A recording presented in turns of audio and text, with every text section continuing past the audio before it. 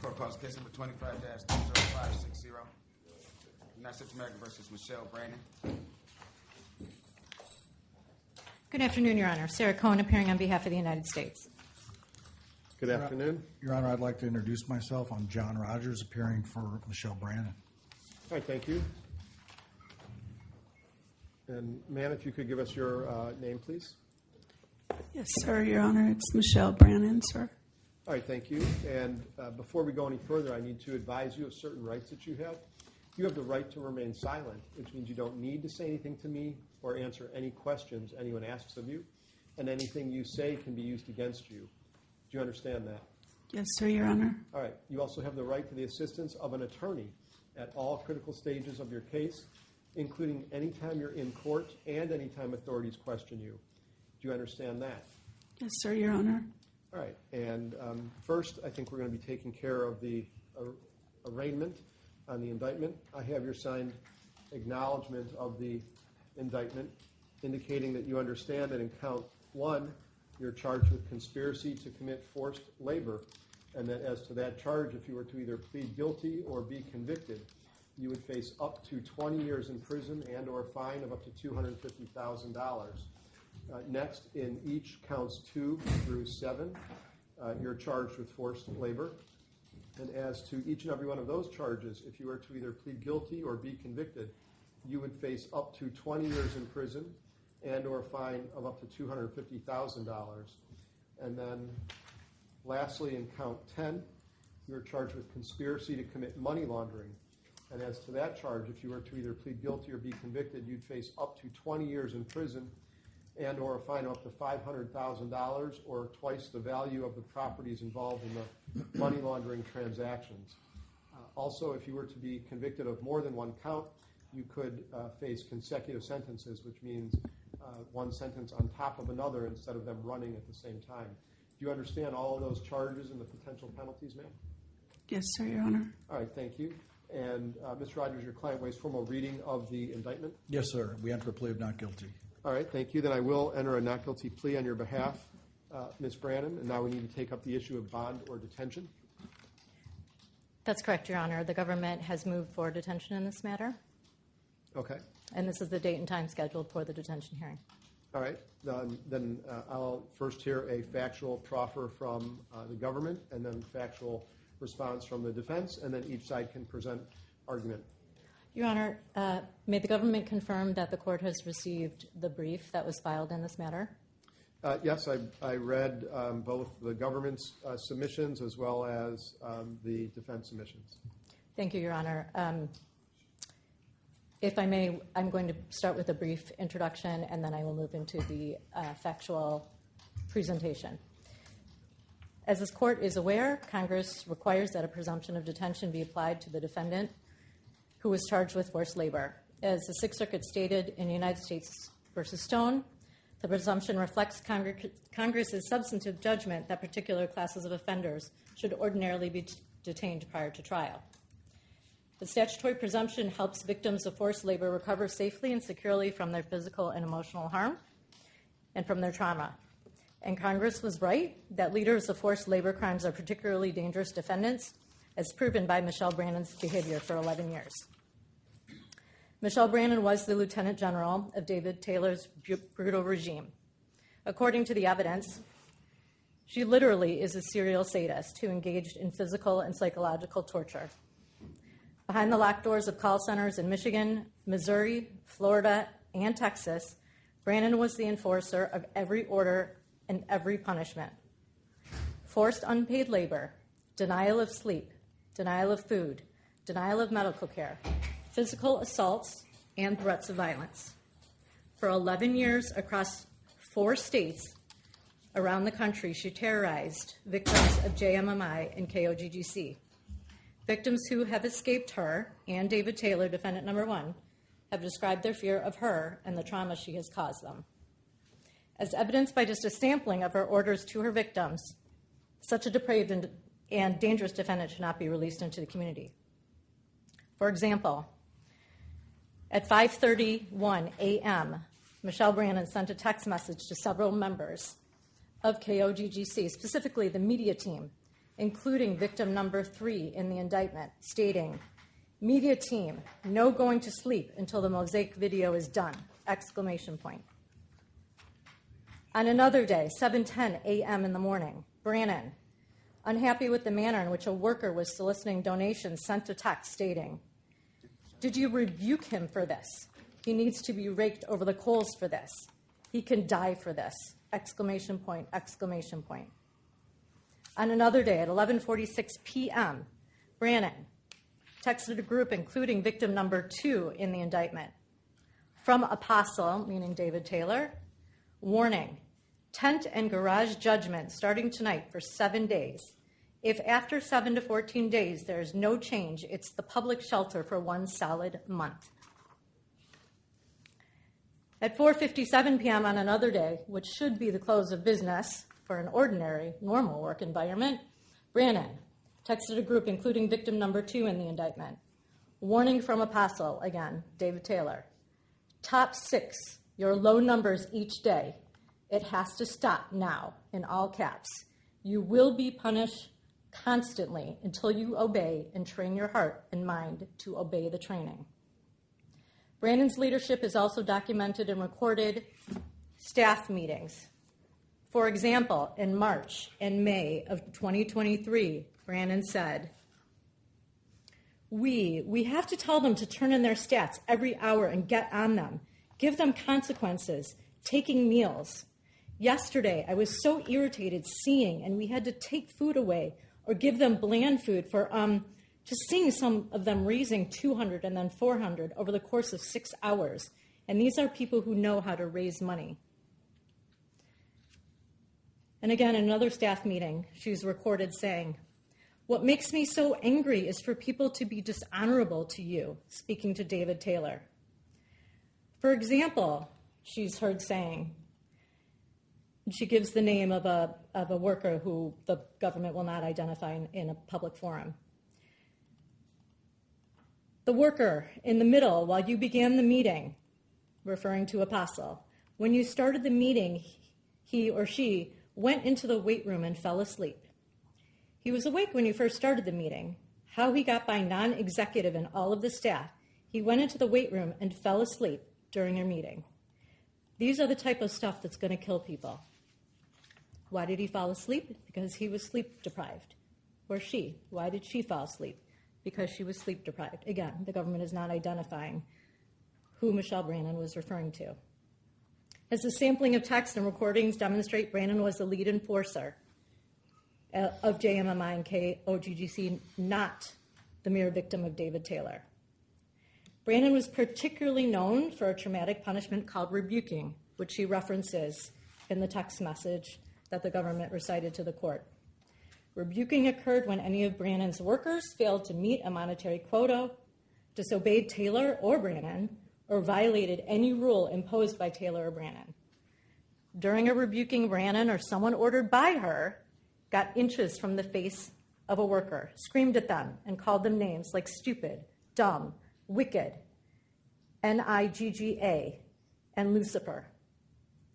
Many times, victims were forced to kneel and repent to Taylor and to God. Rebukings could last a few minutes to a few hours, depending on the situation.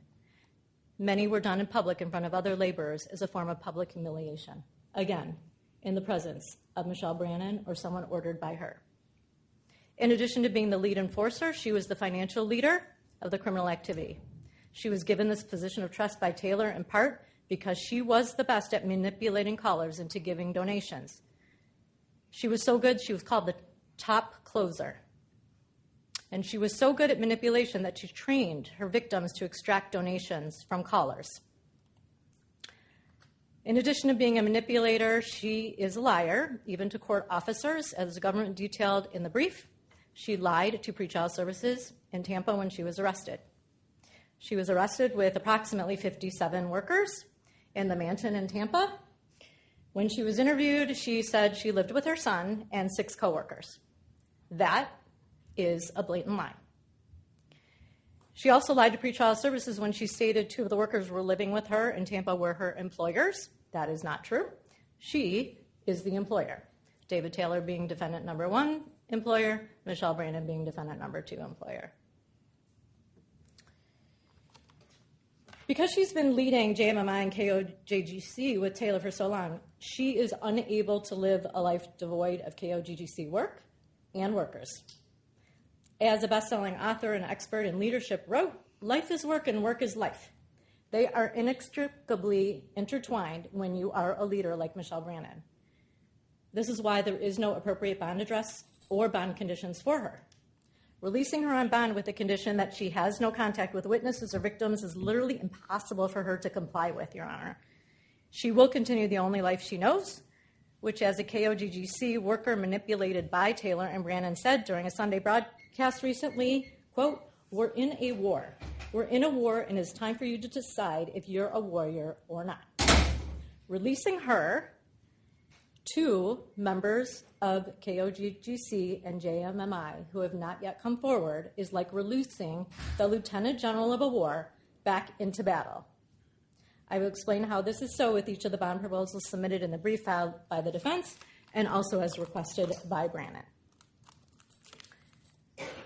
First, I will go through the names identified at times in the defense brief and at times by Michelle Brannons. For the record, Your Honor, the government elected not to put these names in a public filing, but of course for oral argument, I'm going to refer to them by name. The first suggested contact is Ms. Kirsten Jones. She's also known as Kia Jones. The evidence has shown that Taylor has entrusted Kia Jones with carrying out punishments since at least 2021, as the following text message demonstrates. At 10:21 p.m., Taylor texted to a victim, "Michelle and Kia, make them all stand and tell them if the punishment of 4 a.m. don't work, and I'm going to make it worser and worser. They are going to get their beds out of my house and sleep in the garage. Everyone piled in there. This ruthless boot camp is going to get worse and worse until they do what we are telling them. There will be only soup, bread, and water for the degenerates every day, nothing else." Jones' significant and continuing role in the organization has been confirmed by a recent interview of a victim who came forward after the execution of the search warrants and Jones' own statements and actions recently. She has been on the Sunday broadcasts asking for donations at the conclusion of the service. Those broadcasts are continuing, and she remains an integral part of those broadcasts. She also is posting on social media. There are a number of examples, Your Honor, so I will just point out a couple of them and why she is a wholly inappropriate contact for Michelle Brannons. This was on September 21st. "Hallelujah, we serve a mighty God. Apostle David E. Taylor is coming out of this fiery trial and won't even smell like smoke. Michelle Lynn," which is Michelle Brannons' current name, "is coming out of this fiery trial and won't even smell like smoke." Another social media post from Ms. Jones. "I became a full-time missionary in 2015 under Apostle David E. Taylor's leadership. My life has been more than I ever have prayed for." And again, another Facebook post. This was on August 31st, again after the execution of the search warrants. "So glad to be back on Facebook, so I can tell the world I stand with my general and spiritual father, Apostle," referring to David Taylor. So, that is Ms. Jones. Moving on to Amanda King, Charles Smith. Is Ms. Jones alleged to be a victim of KOGGC? Your Honor, the government's position is that every single person who works for KOGGC or JMMI is a victim. Whether they have come forward and admitted to themselves and to the government that they are a victim is another question. But yes, everyone who works there is a victim of David Taylor and Michelle Brannons. And where are they now, these 50, however Ms. many? Jones is right here, Your Honor. She can address, if the court wants to address her, she would categorize herself as anything but a victim. All right. I guess I don't understand where, you said there were 57 people residing at this mansion? That is correct, That's Your the Honor. government's term. You called it a mansion. Is it a real mansion Yes. in a residential community? Yes. Is there barbed wire and guards around the mansion that would prevent anyone there from leaving of their own free will? No one is allowed to leave the organization of their own free will without the permission of Michelle Brannons and David Taylor, Your Honor. These people are here today because the government executed a search warrant at that address and released all of the people in the organization. Some people chose to be here and support Michelle Brannons. And one of those individuals is Ms. Jones, but as demonstrated by the evidence and by her Facebook posts, she is entrusted and has been entrusted with carrying out some of the punishments within the organization. So she is not an appropriate person for Michelle Brannons to have contact with. That is not how we ensure the safety and security of the other victims who are attempting to heal from their psychological and physical trauma. Have any of those other victims seen medical providers and have medical records documenting any sort of physical harm or otherwise? Your Honor, I'm not going to get into the details of victims' medical records. I don't think that's appropriate in a public forum. I'm not asking you for names. I can represent, Your Honor, that the government has corroborated with substantial information the victim accounts of physical assaults. And just give me examples without names. When you say physical assaults, are there Sure. people with broken bones? Are there people with knocked out teeth? Are there people who are emaciated from not having nutrition? I'm just trying to understand the facts behind the allegations of severe physical abuse. Your Honor, to be clear, the government has alleged psychological and physical abuse, sleep deprivation, food deprivation, denial of medical care, denial of contact with the outside world, the forced labor carried on in a number of different ways, not just mere physical abuse. But I'll give you an example because it relates to another person that Michelle Brannons has proposed to live with, and that's Mr. Joseph Bush. I'm sorry, what was the name? Mr. Joseph Bush.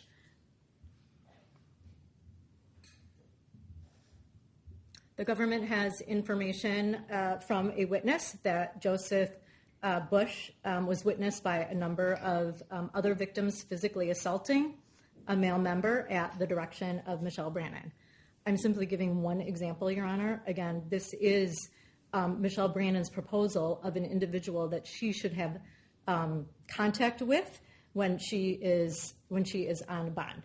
This is an individual, again, that the government has evidence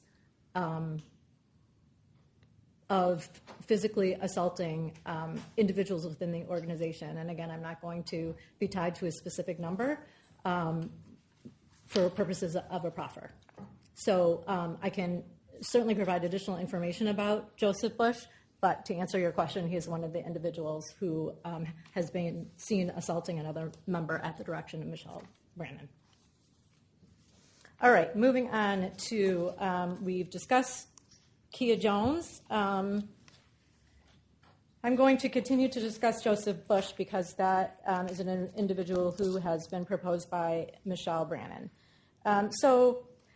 Joseph Bush admitted to the FBI on August 27th, the date of the execution of the search warrant, that he was one of the leaders of the organization, and he actually admitted that he was, and I'm paraphrasing, the third person in charge of the organization. Shortly after the execution of the search warrant, he went to a Chase bank to access accounts. He was not able to take out money because the government had frozen the accounts, but he did go to a bank, and he did so because he is a signatory on many of the accounts. He's been in the organization for a long time, probably about 10 years. He's a lead host in online events. He posts on Facebook, and most significantly, Your Honor, Joseph Bush was with a number of victims at a victim services center in Tampa during the execution of the search warrant. There were a number of victims who wanted victim services. They wanted to speak with the government, and they wanted help from victim services. Without going into great detail, Joseph Bush was present at that location and encouraged those individuals, I will use that term lightly, encouraged individuals not to seek the help of victim services and not to speak to the government. And those individuals ended up leaving the center that was set up to help these people. So that's Joseph Bush. Another individual is Amanda King. Amanda King was proposed in the defense brief. She is a long-term member. She is very close with David Taylor. I will leave it at that. She operates multiple Facebook accounts, some under different names other than her own. She supports Taylor and KOGGC from the accounts. Excuse me, I'm going to object to that. That's a mischaracterization of what was noted in the brief. All that was noted in the brief about Amanda King is she subleased a piece of property in this jurisdiction should the court find that preferable over the original suggested location of Tampa Bay, Florida. Okay.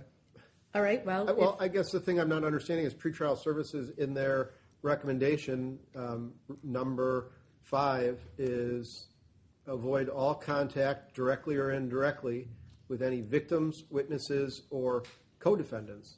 And so it would seem to me that the government should be able to identify those people, and we can craft if the court is inclined to release the defendant on a bond, you can identify the individual she's not to have contact with, and you say, well, of course she's going to. She won't be able to abide by that condition. But if there's a condition and the defendant fails to abide by it, then there's grounds to move to revoke the bond.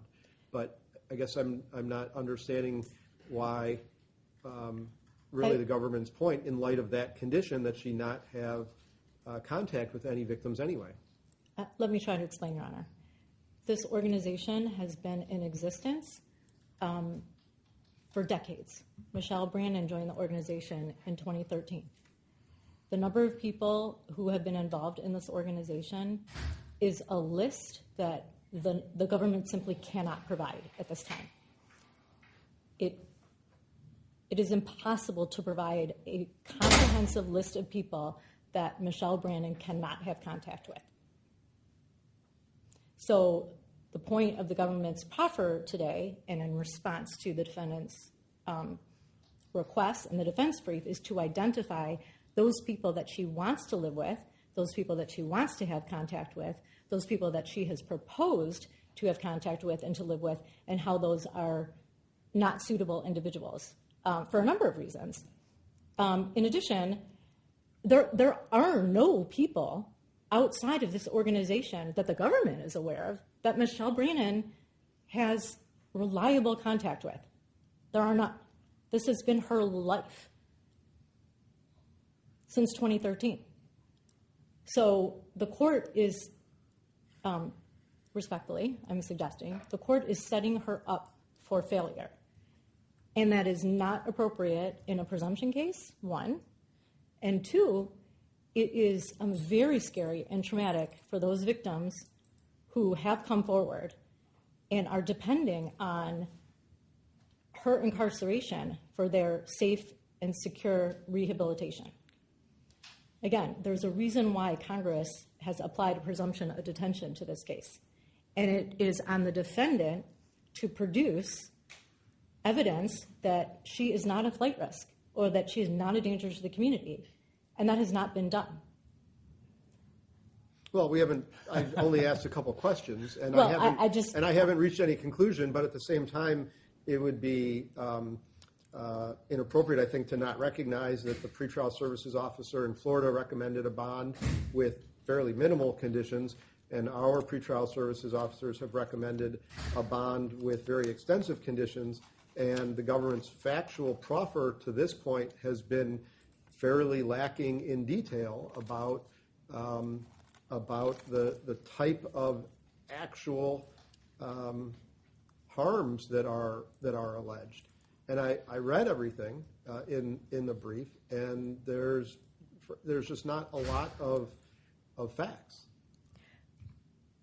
I respectfully disagree, Your Honor, with regard to the lack of specificity when you consider both the details in the indictment, the details in the brief, and the details that I provided during the course of my proffer. But since you've referenced the pretrial services reports both in Tampa and Detroit, let me go through those and explain how Michelle Brannons has lied to the officers and why the recommendation is not appropriate. So beginning in Florida, the government has already explained how she lied to pretrial services there, both in the nature of her living situation in Tampa and the nature of her employment. So it is,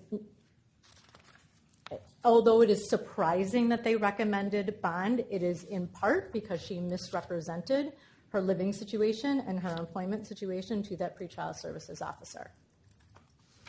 To the extent that the defense proposed that was some misunderstanding, the pretrial services officer filed an addendum in Florida confirming that the pretrial services officer reached out to the defendant's employers, Joseph Bush and Kia Jones, and that they returned the call. So there was not a misunderstanding. She misrepresented who her employers were. She is the employer of Joseph Bush and Kia Jones. Now that she is in custody, they are taking on a more active role in the organization and furthering the activity. I will leave it at that. Are they under indictment? Sorry? Are those individuals under indictment? Not in the current indictment, no, Your Honor. All right. Moving on to the current pretrial services recommendation, Your Honor. Again, pretrial services, it is not necessarily their role to acknowledge the presumption of detention, but I am here to remind the court that the presumption applies. She references, again, she's misrepresenting to this pretrial services office the nature of her friends and her caregivers. She references Ms. Kia Jones and Mr. Joseph Bush. At no time does she tell pretrial services that they are members of the organization, and not just members, but that they actively carry out punishments to victims and that they are continuing to be not only involved in the organization but asking for donations to the organization. She does not tell pretrial services that. She requests, moving on, she requests that she live either in the Tampa mansion or an address in Northville, Michigan, but she fails to explain to pretrial services, of course, that the residence in Tampa where she was arrested was a forced labor call center that was the subject of the execution of a search warrant. And she doesn't know this, but I'm here to represent to the court that that property is now in the process of being seized by the government, so it is not an appropriate place for anyone to be residing. For Your Honor, I object at this point in time to another misrepresentation to the court. I represented to this pretrial services officer these very allegations that have been blamed to my client. You'll have a chance to share your side. Yes, sir, I'm sorry. That's okay. So specifically, Your Honor, the government has filed a lis pendens against the mansion. So it is not locked by the government, and technically someone could go in and reside there if they wish. Well, who's residing there right at the moment? Anybody? There are individuals there, and thank you for asking, Your Honor, because I was just going to get to that. There are individuals who are residing there, and that is a concern in the neighborhood. The neighbors do not want people associated with this organization residing in that mansion. It is an affluent neighborhood, and the neighbors are very concerned about people who are coming and going. Again, I don't want to publicly identify him, but there is I will call him a victim/witness who is currently residing there. And law enforcement has observed this individual coming in and out at various times of the day and driving a car to and from the residence. So again, this is not an appropriate place for her to be residing. The address in Northville, a number of concerns about that address, Your Honor. First, it is a rental property. Michelle Brannons has no income. Her only income came from KOGGC. So the question becomes, who is going to pay for that rent? The government submits to the court that donors to the organization will be paying that rent, and that is not an appropriate place of bond for her.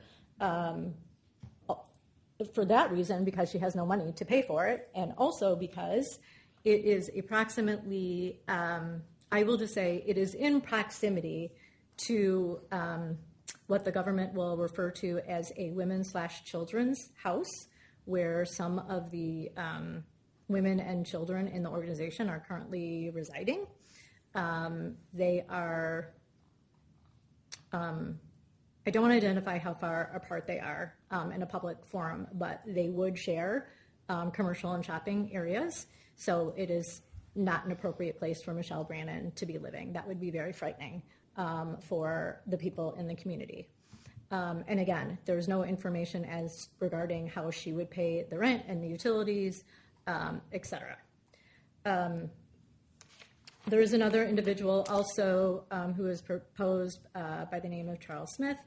And again, I don't see that request by Michelle Brannons. That's a request by the defense. So I can reserve a proffer regarding Mr. Smith if that remains a proposal by the defense. But the point of this proffer, Your Honor, regarding bond is that there isn't a person that Brannon can be with who is disassociated from this criminal organization.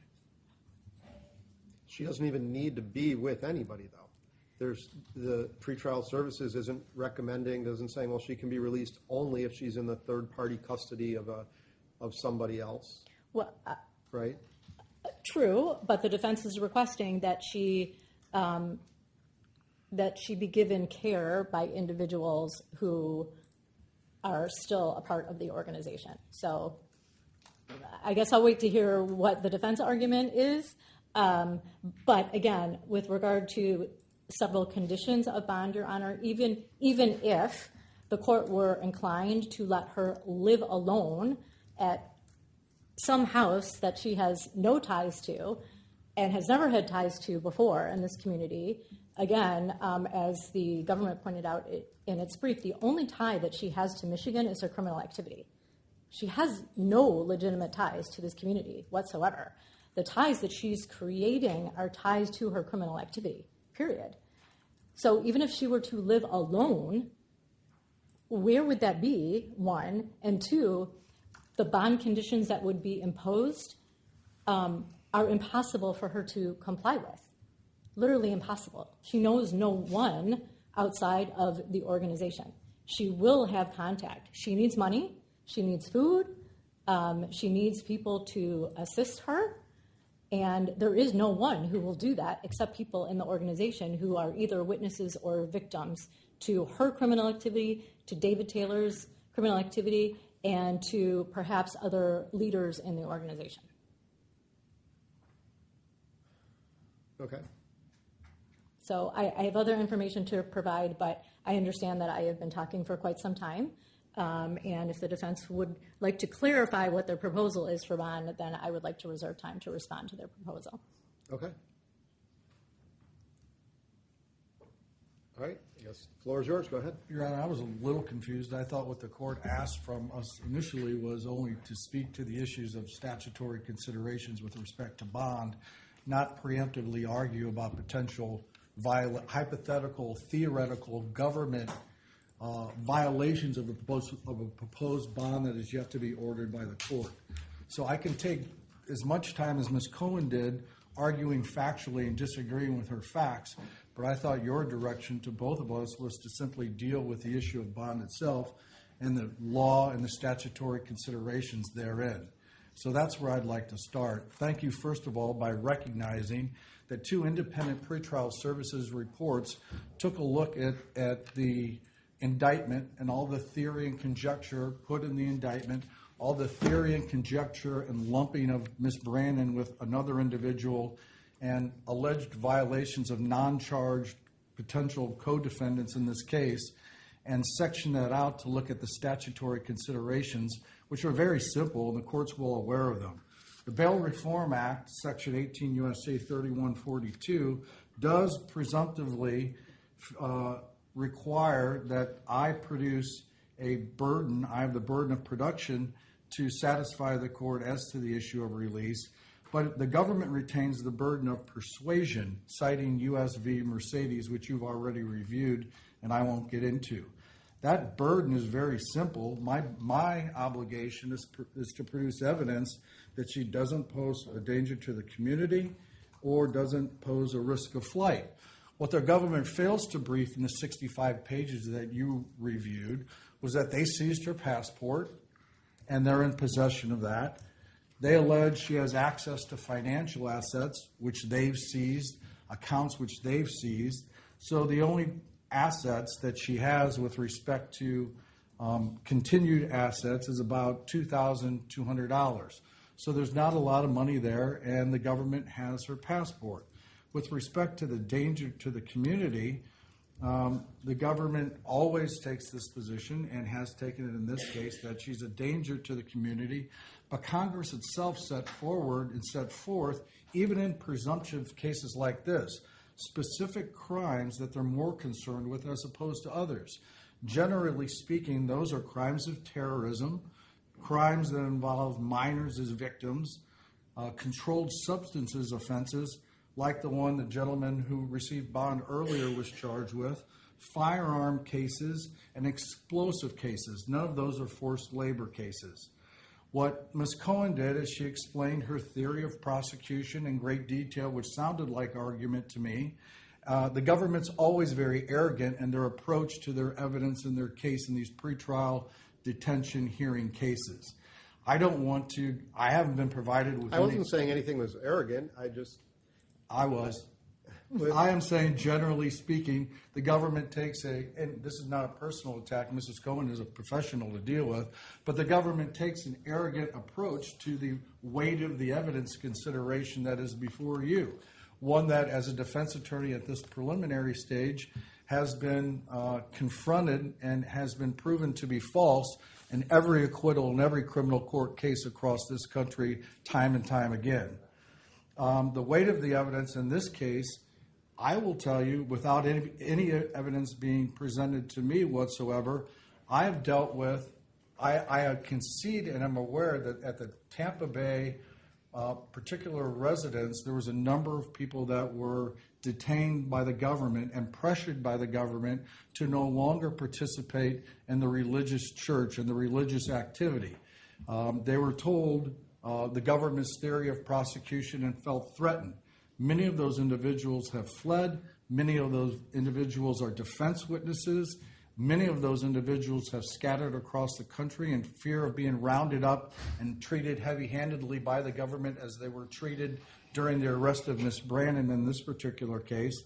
And many of them will provide, and I have interviewed some of them already, their willingness and continued desire to continue to exercise their First Amendment constitutionally protected right to worship.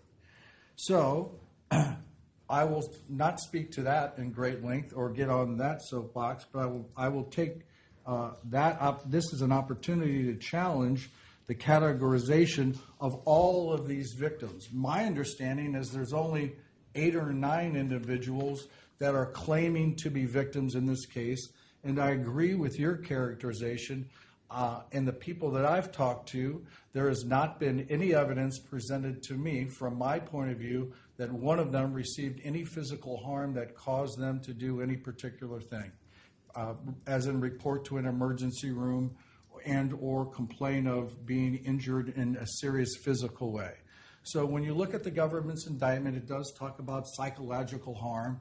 There were no walls around any of these call centers. There was freedom to exercise one's right to leave at any point in time.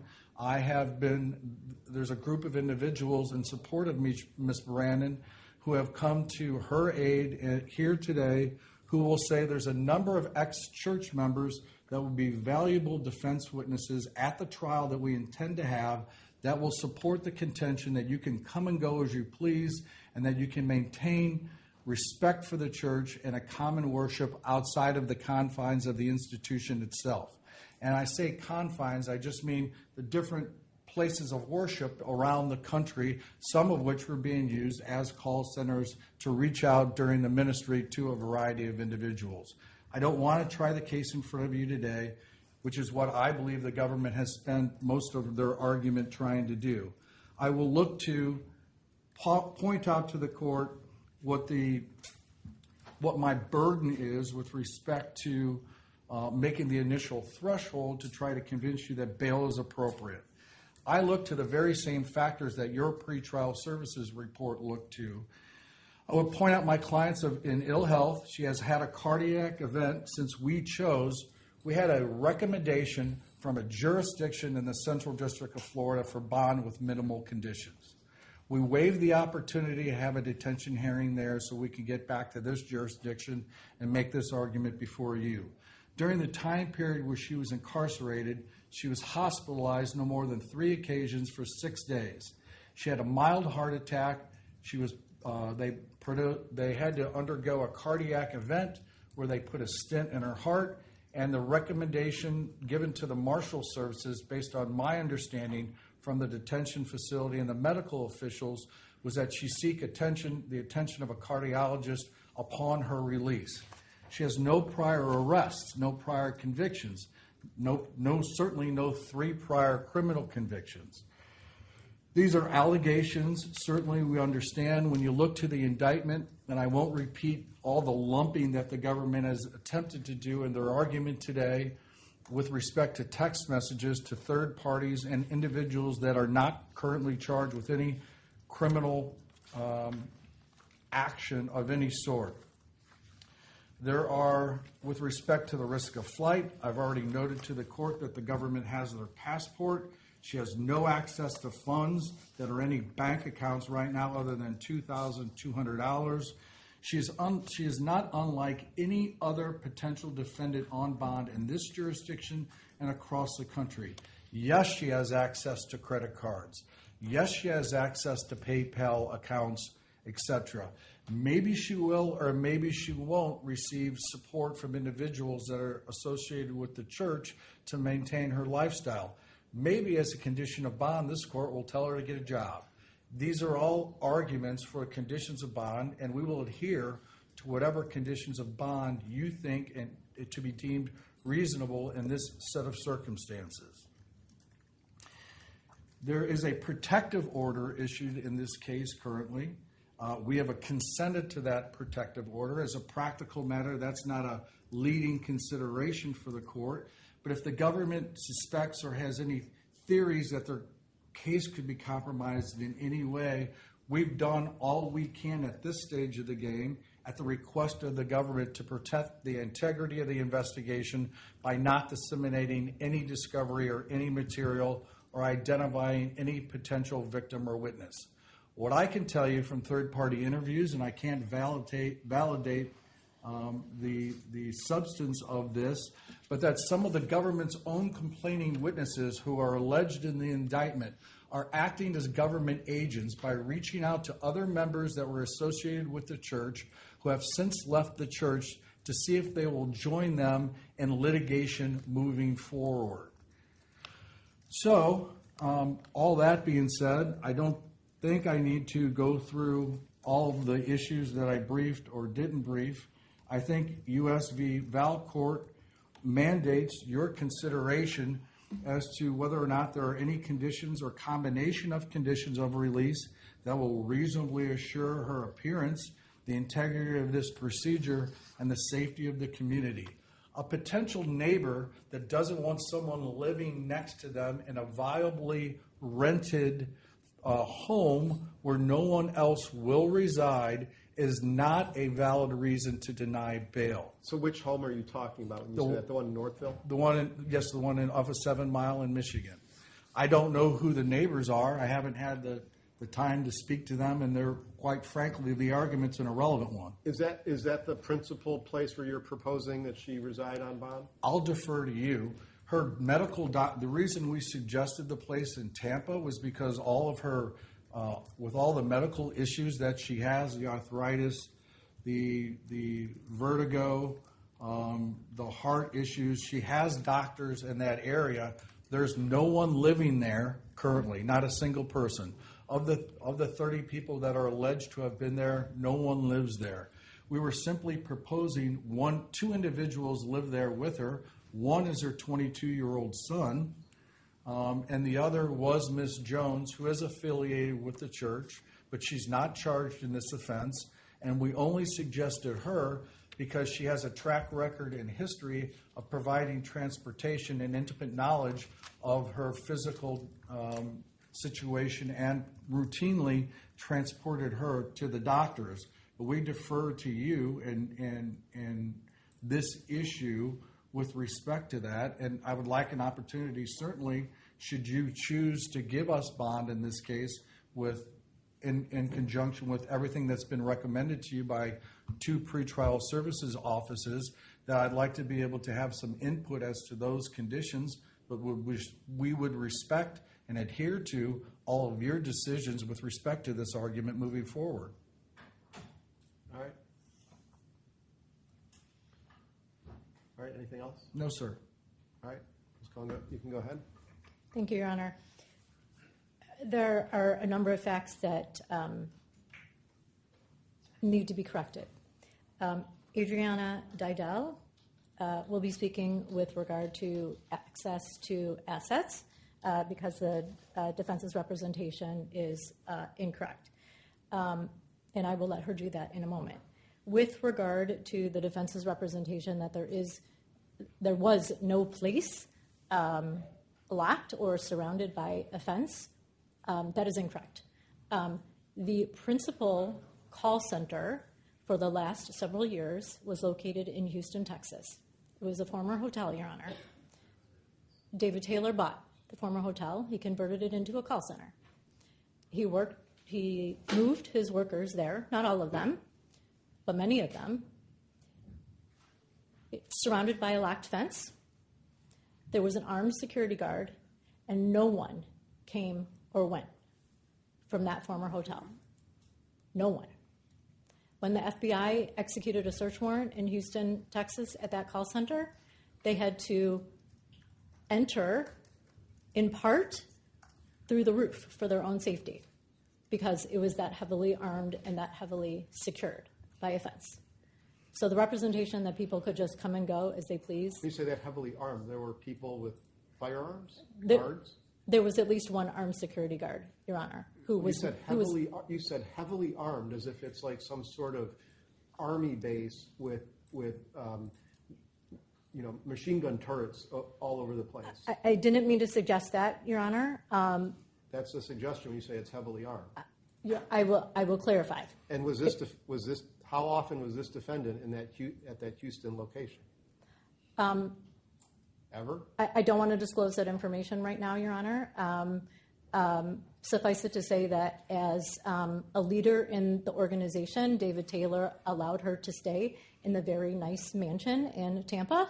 It was a luxurious property for Michelle Brannons, not for the laborers and workers who live there, but for Michelle Brannons it was. And so that's where she was allowed to take residence because she was number 2. She didn't stay at the hotel, which wasn't as nice. The other workers and other victims stayed at the hotel, which was surrounded by a fence and an armed guard. And no one could leave, get medical care, get food, see their families, or do anything without the permission of David Taylor or Michelle Brannons in that location. So that representation is just inaccurate. So, again, in any trafficking scheme, Your Honor, you have victims who have wide-ranging reactions to their physical and psychological abuse. Some are ready to come forward and tell what happened to them. Some are not yet ready to come forward. The execution of these search warrants was just August 27th,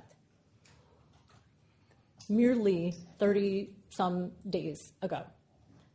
So it also is inaccurate to say that other witnesses aren't coming forward, and it is quite natural for victims who have elected to come forward to encourage other people who have been similarly victimized to have the courage to come forward, especially if defendant number 1 and defendant number 2 are incarcerated, so they feel safe coming to the government and telling their story about victimization. In trafficking schemes, victims will not come forward when they have been so severely psychologically traumatized and in some cases physically traumatized. And again, it doesn't always mean that they were punched, although there were physical assaults.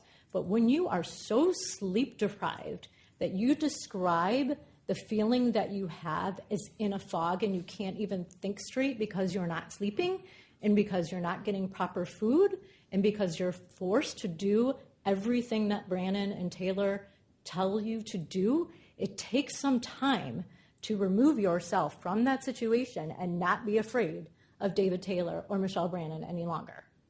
So the government is asking that this court incarcerate Michelle Brannons, defendant number 2, so that the community is safe from her. And because the defendant has not met their burden of production, quite frankly, and our burden of persuasion has been overwhelmingly met. The only thing that we haven't discussed today yet is her access to assets. We did reference that in the brief some, but Adriana Didel can address in detail the mischaracterization. She has access to far more money than just the $2,200 that the defense represented. That is not what I represented, Your Honor. Right, well, I apologize if I heard it incorrectly, but Ms. Didel can explain the access to assets. But is that the extent of your factual proffer about this defendant's actual involvement in the wrongdoing here? And I'm just trying to understand. I mean, looking at the indictment, like page 7, says she required the victims to work long hours without pay. I mean, what does that mean? Exactly what it says. She required. Did someone point a gun to their head? Were there?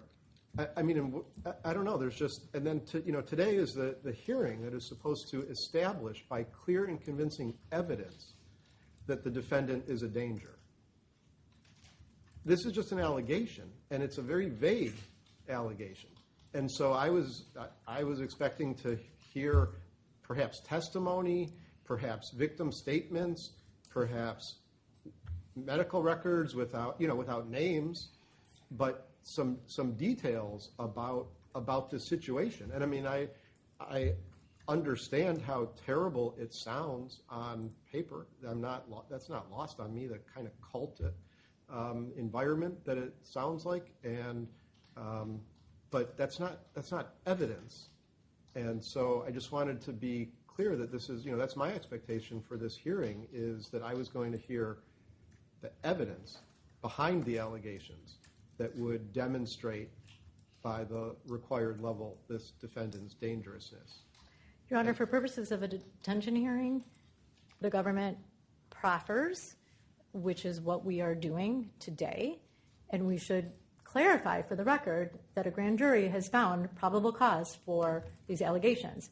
The grand jury heard the evidence supporting all of the allegations, and they found by probable cause that these facts occurred and that Michelle Brannon and David Taylor were responsible for them.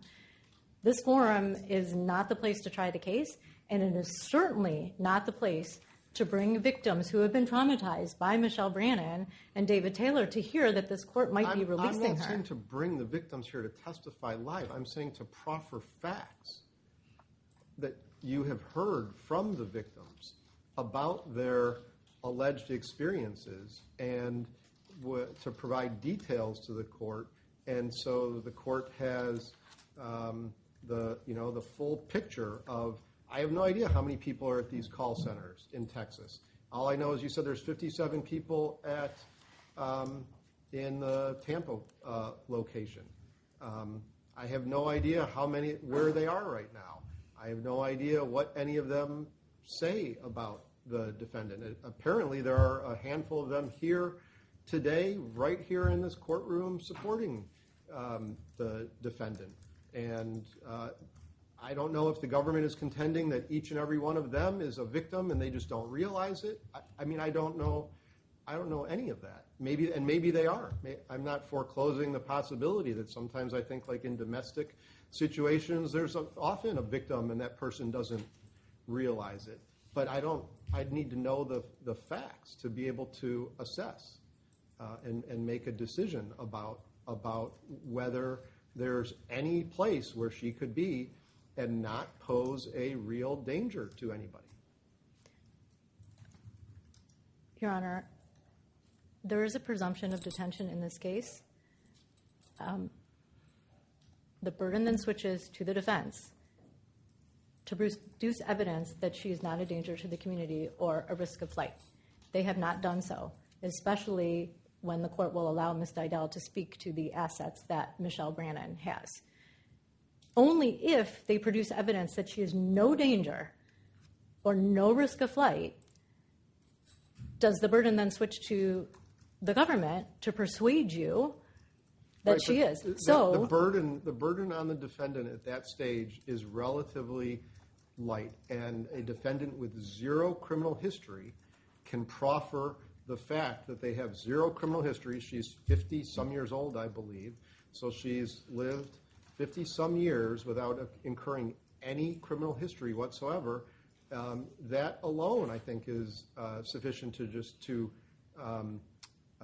rebut the presumption, and then the presumption still remains as a consideration for the court, I understand, but it's just, I don't know, the standard that applies is clear and convincing evidence, and so I'm just being upfront about, what I'm looking for to understand what this defendant's actual danger is or isn't, and I haven't made any decision. Your Honor, she has no criminal record in part because she's been in this organization as a leader since 2013. That's over 12 years that she's been in the organization, engaged in brutal criminal activity that is just now being charged. So the fact that she has no criminal history really is not as significant as it might be in another case.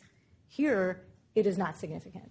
I don't mean to be dismissive of her lack of criminal record prior to I shouldn't say 2013. She joined the organization prior to 2013, but she became a real leader in 2013. So, she's for 12 years, she's been engaged in sophisticated money laundering and a sophisticated scheme of forced labor where she's depriving people of sleep and food and medical care and contact with their family, and they take away their phones so that they cannot communicate with family. So if they want to leave, they have no way to reach their family and say, I am being forced to work here, I cannot leave, please help me, please call the police. They cannot do that because their phones are taken away. So there is no way for these people to communicate with family and reach out for help. And if they don't comply with an order, they are further sleep deprived, they are, the food is taken away, and they are rebuked, and sometimes they are shoved in a garage in Florida with no air conditioning until David Taylor and Michelle Brannons decide that they have suffered enough and can come out of a garage in Tampa and come back to raising money for the organization so that Michelle Brannons and David Taylor can live a life of luxury. This is not a church. This is not a church that benefits a community in any way that a legitimate church benefits a community. This church is not a church. It is a forced labor scheme and a money laundering scheme where people were victimized for decades, and they were kept behind a fence in Texas after David Taylor bought that property. They were kept in a mansion in Florida. And what's the tie between this defendant and the Texas place? How do I know that she even knew about it or had anything to do with it? I'm proffering that she, as number 2 in the organization, she was responsible for everything. And as delineated in our brief, she's the signatory on nearly every single account. She knew as the financial leader of that organization. David Taylor wasn't really the financial leader. Michelle Brannons was the financial leader. She knew how every single penny was spent in that organization. She kept track of every single thing that was bought and every single thing that was spent. And she and David Taylor talked about every property, every gift for women, every transportation of a woman to David Taylor, every gift to a woman that David Taylor wanted to be with. Michelle Brannons knew about every single penny. And I'm not going to try this case during the course of a detention hearing, and I'm not going to describe in this forum. I'm not going to describe in this forum all of the government's evidence because this isn't a trial. This is a detention hearing.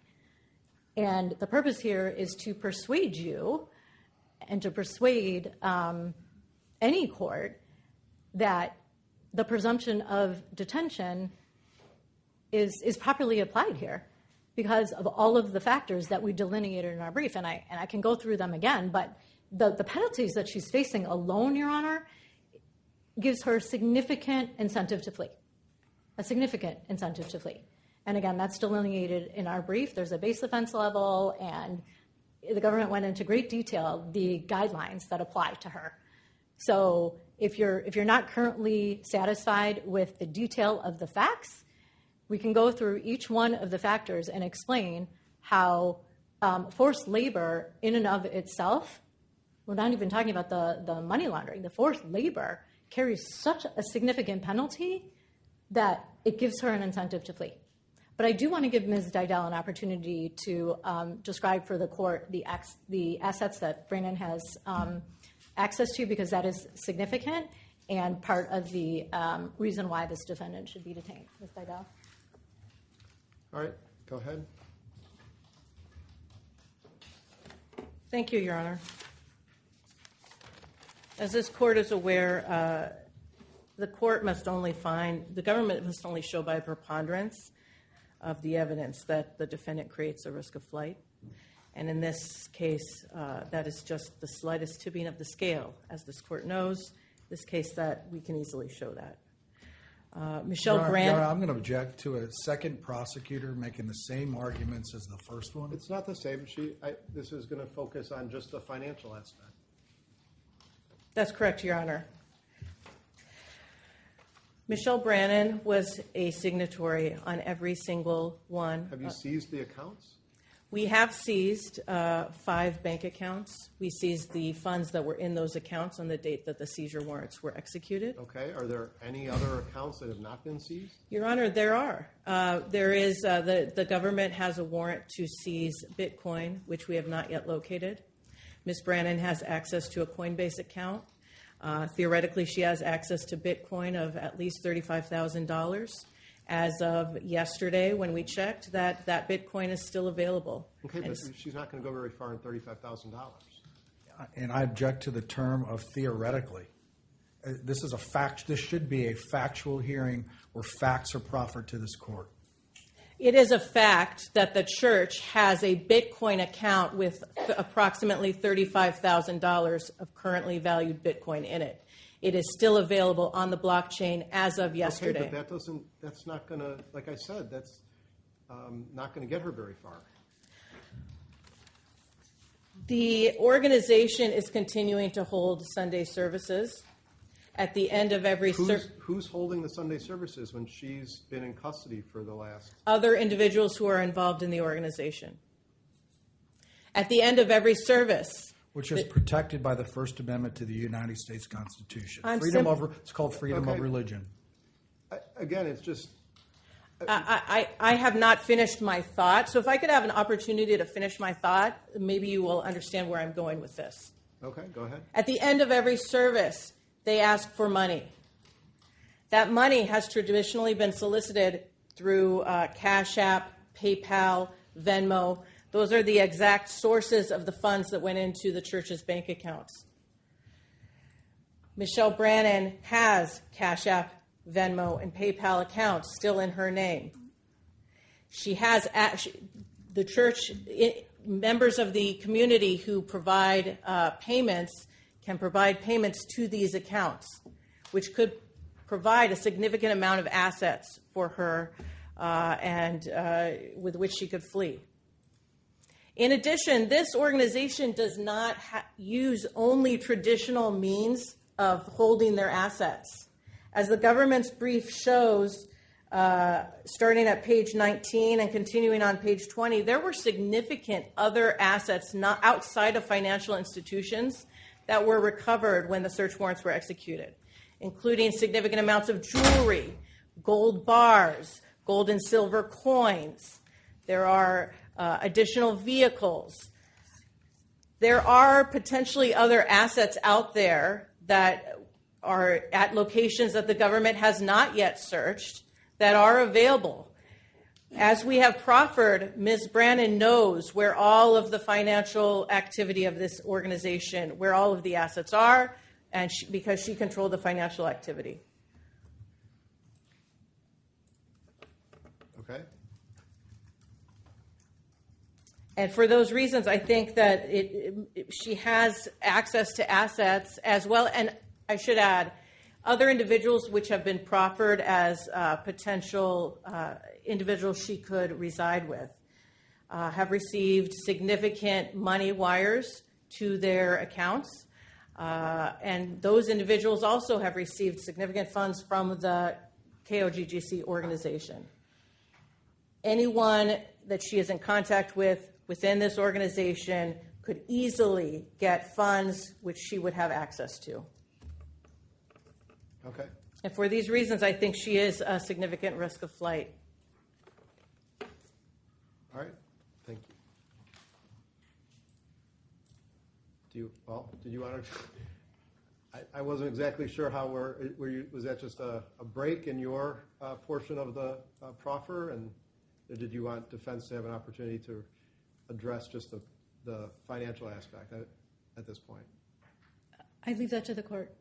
Well, I'm not sure what I thought you had finished, and then Ms. Didell was going to wrap up on the finance side, and then you stood back up, so I wasn't sure what else you had to proffer. I do have two other things that at this time I want to clarify for the court. First of all, the court asked a question about Michelle Brannon's presence at the Houston location that was behind defense. She did have her own room at the Houston location, although she was located in Tampa at the time of the execution of the search warrants. She had her own room there, and she actually had a crown above her bed, like she was the queen of the organization. I have some information that is difficult to present about her son, but if the court is considering releasing her to the custody of the son, I would like an opportunity to present some information about his involvement in the organization. That's difficult, obviously, as a family member, and so if the court is not considering that, I won't present information. But if you are considering that, I need to explain his role in the organization and some of the things that he's been subject to. I guess I don't hear the defense saying that that's the main place where they're asking that she be released to. I just think, again, this is just kind of being transparent, and I haven't made a decision yet, and I think we're just going to need to take a break just for 5 minutes just because we've been going for a while, but just both sides kind of know, like what I'm thinking is that the government can identify anyone it wants as a victim, as a person who has been allegedly beaten or allegedly denied food or allegedly denied sleep or allegedly, threatened. And we could put into a bond condition that the defendant has to avoid all contact directly or indirectly with any of those people. And if that were to leave any of the other individuals that she is, if the individual that she's proposing to, reside with don't fall into those categories. And we have conditions that say you cannot contact any of these other individuals. I guess I don't understand why that would not be sufficient to protect them. And if she violates it by contacting them directly or indirectly, then you've got a motion to revoke her bond. Judge, the government cannot be in a position where it names victims that the defendant cannot have contact with. In a trafficking scheme, the court cannot ask the government to provide a list of victims. That is not, one, public information. Two, it is by its nature an incomplete list. Yes, there are 8 specific victims that the grand jury knows about and returned an indictment, substantive counts regarding those 8 victims. But as evidenced by the indictment and by the brief, there are many, many, many more victims of Michelle Brannons. Many more. Again, some who've come forward and are not ready to release their name, and other people who are considering coming forward. So you're asking the government to do something that it cannot do. It cannot. And the alternative is to release her to the community. I mean, that is just not a viable alternative, and that is not the way the statutory presumption works. The statutory presumption applies to this defendant who has been charged with forced labor, and she's a particularly dangerous individual because of the nature of the scheme and because victims take time to come forward and to feel safe enough and secure enough to come forward because they've been terrorized by Michelle Brannons and terrorized by David Taylor. And in detention hearings, we do not bring trafficking victims in front of the public to testify regarding their experiences. I mean, yes, a trial will come if Michelle Brannons doesn't plead guilty, where that will be the time where they will have to come forward and they will have to face the defendant and tell their story. But they do not have to do that in a detention hearing. And the government is not going to do that to these people and re-traumatize them again. Some of them can't even tell their stories in full yet because they are suffering from such post-traumatic stress disorder that they are unable to fully tell all of the details, just like any victim. They start telling some of the experiences and they need additional time and additional therapy to come forward with additional detail, and that's how traumatized some of these victims are. So Michelle Brannons needs to stay in prison until her guilt or innocence is proven. And at that time, at a trial or by way of a guilty plea, the government will present its witnesses either in private to Michelle Brannons and her defense attorney or in a public forum at a trial. And then a trial jury will decide whether those victims have given enough detail regarding their abuse to convict her. But at this time in a detention hearing, the allegations in the indictment and in the brief and the proffer by the government are more than sufficient to establish that every factor under the Bail Reform Act supports the presumption of detention in this case. And this court should allow every victim of Michelle Brannons and David Taylor's terrible regime to recover and to be allowed sufficient time to process what has happened to them since their release on August 27th, and to give them time and the safe space to come forward and tell their story so that, yes, all the truth can come out and a trial by jury can determine whether the government can prove its case beyond a reasonable doubt. But at this time, we have certainly proven by probable cause before a grand jury the allegations in every paragraph of the indictment. And that indictment establishes, without question, the horrible nature of this forced labor scheme and the crazy money laundering conspiracy that these two defendants were involved in, that literally manipulated donors into donating over $50 million to David Taylor and Michelle Brannons to spend on what? To spend on themselves, on king crab and cars and boats. Not for the community, not for people, suffering in each area of the call center. That is not what they did. Michelle Brannons and David Taylor spent the majority of that money on themselves. They used the fruits of victims' forced labor to live in a mansion in Tampa and to enjoy fancy cars and to have DoorDash delivered. I'm referring to defendant number one. But these are things that Michelle Brannons worked with David Taylor for hand in hand every single minute of every single day. She knew everything that was happening. And what is more terrifying about releasing her is David Taylor, at least, was in Shutaway in North Carolina during the course of this. Of course, he terrorized the victims. Everyone was afraid of him. But he wasn't present with them. Michelle Brannons was present with the victims in Missouri, Florida, and Houston. She was the one who imposed all of the punishment. She was the face that they saw on a day-to-day basis. And she terrified those people who have come forward and told the government their stories.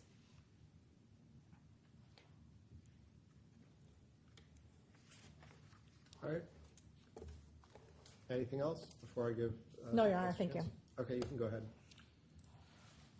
It's a very unusual detention hearing, Your Honor, based on my experience, where the government simply regurgitates their theory of prosecution without producing proffered factual information to the court. I've never been a part of a detention hearing in my career where the government has refused to respond to the court and disclose specific facts, which is their burden to do based on the law that mandates the way you decide this case. You've already identified the law. You have quoted Strickland. You have quoted the law as set forth in Mercedes, which is the presumption has been met, according to your comments, with at least respect to the danger to the society based on our criminal history.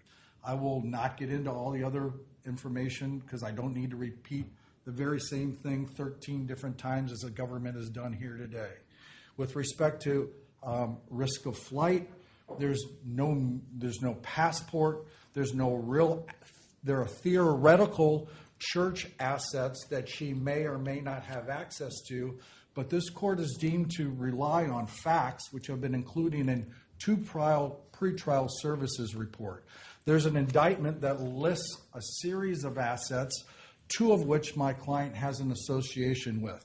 So if I hear the word they one more time, every time Ms. Cohen says the word they, it is further evidence of the thin case they have with respect to factual information proffered with respect to this human being, not a whole global church that is protected by the First Amendment, but to this individual. So once the burden is made, United States v. Strickland clearly says, although the defendant's burden of production is not heavy, he must introduce at least some evidence. We've done more than that. And so all we've listened to for the last 20 minutes or more patiently is the government's regurgitation of their disgust based on information in the indictment with no factual proffered information that satisfies a denial of bond. I, too, would again simply urge you to follow the recommendation of two independent agencies, your own pretrial services report and the pretrial services agency in the Central District of Florida, and impose the conditions that you deem are appropriate in this case. And I'm glad to speak to those conditions once you've made your decision. All right. I just want to take 5 minutes unless there's anything else by the government. Is there any? I can read additional text messages if you want, Your Honor, but there are a plethora of them. I could go on for hours. I don't believe that is what you're asking for. What you're asking for is witnesses to be presented on the witness stand. That is not what I'm asking for. I'm asking for factual details that establish that this defendant is so dangerous that she cannot be released. And I'm just not sure that things like her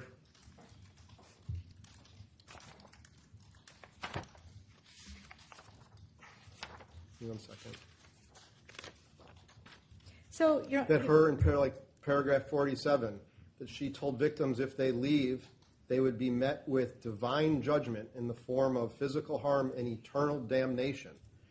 I'm just not sure that her saying that to individuals means that she's such a danger that if we have a condition that she not communicate with those people, that she can't be released on a bond. And so I was giving the government opportunities to present factual detail that might show that she is would be a danger even under the very strict conditions of pretrial services recommendation. So let the government be clear, Your Honor. As the allegations in the indictment state, there are a number of different types of physical harm that occurred in this case. Michelle Brannons ordered, as did David Taylor, assaults of individuals. What does that mean? What do you mean assaults of individuals? When? What type of? Where? What are the? When you say assaults, because it also talked about getting in their face and humiliating them and screaming, and not obviously that's terrible if that happened. That doesn't necessarily mean that if she's on like house arrest somewhere and not communicating with any of those people, that she'd still be a danger. And I just haven't heard the factual details, I think, that would rise to the level of clear and convincing evidence. Well, it is the government's backer, Your Honor, that victims in the indictment were either physically assaulted or witnessed the physical assaults of other people in the organization. All right. That will be their testimony, and that is what was heard by the grand jury. But those witnesses and those victims are not going to come to a detention hearing. Again, I wasn't asking for them to be here. I was asking for details. And to say that a person will say that somebody was assaulted, that doesn't give me a lot of detail. Doesn't tell me when, doesn't tell me exactly what happened, doesn't tell me what her involvement was. So, I mean, we've been long enough. So the court is governed by the Bail Reform Act, which provides that the defendant in federal criminal cases typically is to be released on bond.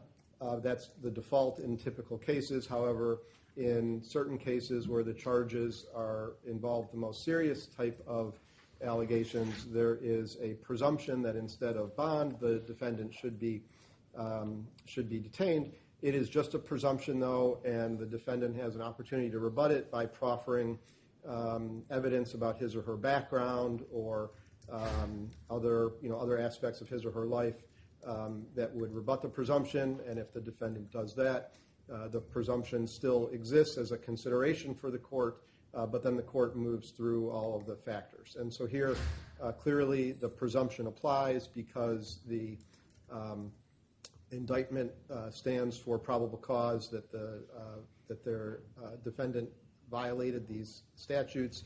The forced labor one giving rise to the presumption, and so it applies. So then the court turns to the whether the defendant presented evidence to rebut the presumption.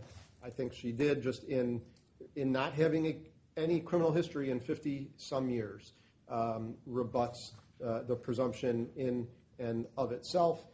In terms of being a risk of non-appearance, I gave the government every opportunity to highlight some other significant avenues of monies that she has ready access to that she could use to flee, and the government really wasn't able to do that. It sounds like the government has already seized all or most all of her accounts. And as the government indicated, it had already started pursuing liens on the properties. And the one account that the government said she did have, the crypto account, which frankly is kind of concerning because that can be difficult to trace, I think, and that. But the government admitted it had $35,000 in it. And so I think that also is a proffer by the defendant that there's not a, in terms of risk of non-appearance, that rebuts the presumption that she would be a risk of non-appearance. So then going through the factors, the first factor is the nature and circumstances of the offense charged, including whether it's a crime of violence or some of the other ones don't apply, but certainly the crime of violence would apply in terms of just the charges. The nature of the charges are very alarming. It's very clear that as the government has portrayed this, I would agree, this does not describe a church in the common sense in terms of an entity that seeks to do good for the community and raise money for those in need. It seems much more like a cult. I think that would be a fair term for the description in the indictment. But those are only allegations, and so the court has to bear that in mind. And so the first factor, it does weigh in favor of detention. The second factor is the weight of the evidence against the defendant, not in terms of her guilt or innocence in the case. She's presumed innocent in the case, but the weight of the evidence that she is a danger and would be a danger if on bond. And I think that's just really where the government falls short, is that I just don't have any sense as to why she would pose such a danger if released on bond with these conditions that she not be involved in communicating with any of these people. And I never was asking, just to be clear, for anyone's name, any victim's name, or to put to victim blame or anything like that. But the details are what is required to show that she would be dangerous even with these conditions. And when you look at the indictment and you look at the comments of the government counsel here today, it was all just extremely vague and about what her involvement was and how she would continue to pose a danger. And so I think the weight of the evidence of the defendant being a danger if on bond favors release. I think also the weight of the evidence of her being a risk of non-appearance if on bond favors release for many of the same reasons I indicated. Her assets have already been seized, and to the extent that she has the potential to get future assets from this kind of ongoing operation, number one, I think that's kind of speculative, but number two, I think we can fashion bond conditions. Again, if she's not allowed to communicate with these people, there should be an ability to greatly restrict that kind of concern. She can be on other kind of conditions that would ameliorate concerns about risk of non-appearance. And so I just don't see her passport's been taken. There's been no proffer about her having family overseas or things like that. The third factor is the history and characteristics of the defendant.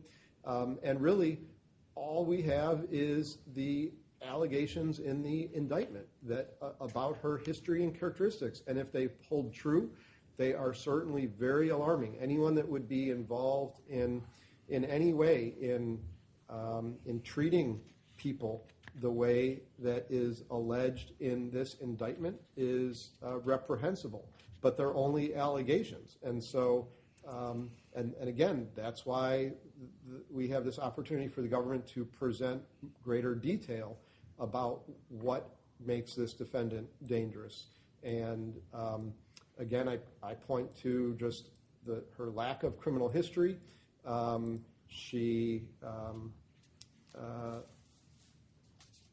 has some family. I know the government had indicated maybe a concern about some of her family, and that's fine if there's some, as I said all along, if there's some particular individuals that she would not be safe to be in communication with, we can address that. I think we can address that in any number of ways that also respects those individuals as victims and don't necessarily have to identify them by name.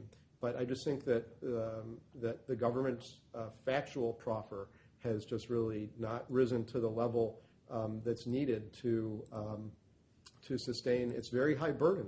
It's a very high burden to show by clear and convincing evidence that there's no conditions of bond that could reasonably assure the community's safety. And I just don't think that the government met it here. It is a lower burden to show that she would pose a risk of non-appearance, so much so that no conditions of bond could address that. And again, for the reasons I indicated, I don't think the government has met that burden either.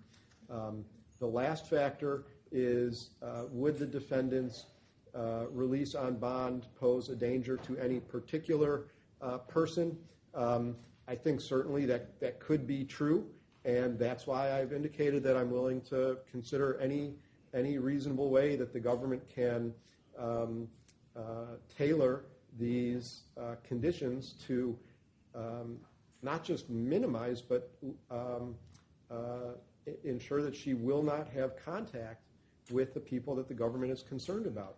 And I think that the fact that there are some of her individuals here that the government would maybe characterize as victims, but who are sitting here and have traveled here to support her, show that there is at least some level of disconnect between all of these 57 people in terms of who she really should not be permitted to have any contact with whatsoever, and others with whom she could have contact with and still not be an unreasonable danger to the community at large or to those people. And so for all those reasons, the court will deny the motion to detain the defendant. And I would just go through these bond conditions, which, as I said, are very extensive, and I'd be happy to consider any other ones that the government might want to add or tailor to address any other concerns. You want me just to read them first, and you can we can address those after, or I don't know if you. I know you just stood up. I didn't know if you wanted to address that issue. I just wanted to be sure that the court knew and that the defense attorney knew, and Michelle Brannons knows that the government will be asking for a stay of its release order in order to appeal. So the government at this time will not be presenting a list to the court as indicated prior. That would not be appropriate, and it is literally impossible to do. So I would just leave it at that. The court can impose the conditions that it's going to oppose, and the government will ask for a stay and appeal the order. All right. Your Honor, and the defense objects to that request. The government had every opportunity to assemble a document, file it under seal, be specific. They've been sitting on a 2.5+ year investigation. They know who these individuals are. The stay of this proceeding is an undue punishment to my client and this court's very decision. We waived a reserved detention hearing. She's had a heart attack while she's been in custody in Florida. The government's well aware of the accuracy of that. So any potential stay is to the detriment of her physical health and well-being moving forward. And so we object to that at this time. All right. And I'm sorry, I should have indicated also, I do think that her physical health is a valid consideration for the court. I think that it's, frankly, I'm much more focused on what I view as the adequacy of the factual presentation, although I think that is an additional consideration. It was on my mind, so I just mentioned that. But I will grant the government's motion for a stay. I recognize her wish to have this matter resolved right here, right now. But I also recognize that the charges, as I said, are very serious overall, and I think that it's certainly a valid, a reasonable request by the government to ask the court to stay it for some short period of time. How much? Maybe like until tomorrow, close of business. Does that give you enough time to file whatever you might need? Your Honor, there are some complicating factors. One, the assigned judge is Judge Berg, so the government is currently unaware of his schedule. It is also there is also a holiday beginning tomorrow that may impact a number of people. So there are some complicated factors here. The defense attorney, I'm aware, is from out of town. There's government counsel here from out of town as well. Do you want to see if Judge Berg's available right now? I would be happy to do so, Your Honor. All right. Why don't we just take a 5-minute break? Edry, if you could just try to get Judge Berg's chambers on the line and let them know that they might be coming up to see them now if he's available. All right. Thank you very much. All right. Thank you, Judge.